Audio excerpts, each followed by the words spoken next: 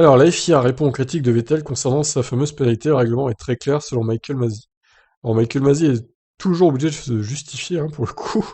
Il faut rappeler que c'était un double drapeau jaune, qui était affiché par un seul. C'est un point très important. Lorsqu'un double drapeau jaune est affiché, il y a effectivement deux choses à voir dans les notes du directeur de course l'une, et que le pilote devra soit abandonner ce tour et rentrer dans la voie des stands, soit ne pas signer de temps de qualif, ou qu'il se trouve sur la piste. Prenez Bottas, qui était l'autre voiture qui se trouvait à proximité de Vettel. Les commissaires l'ont également surveillé, Valtteri a interrompu son tour alors que Vettel a continué le sien, et de mémoire, il a été environ un centième de seconde plus lent que son meilleur temps.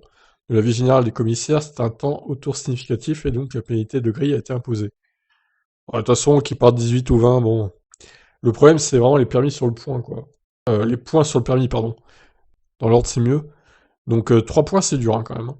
Plus 2 points en plus, enfin, en moins, du coup, à cause de l'accident d'Ocon.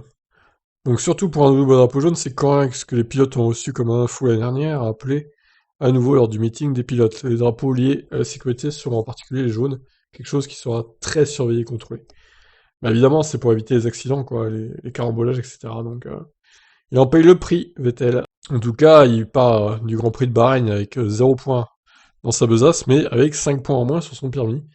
Donc, on pouvait difficilement faire pire, hein, comme début de saison pour Vettel, je pense. Je pense qu'il lui-même ne croyait pas que ça allait être aussi catastrophique que ça. Je pense qu'il pensait pas que ça allait pouvoir être pire que chez Ferrari, et pourtant, ça l'a été au Grand Prix de Bahreïn pour lui. Sur ce, je vous laisse réagir. Ciao.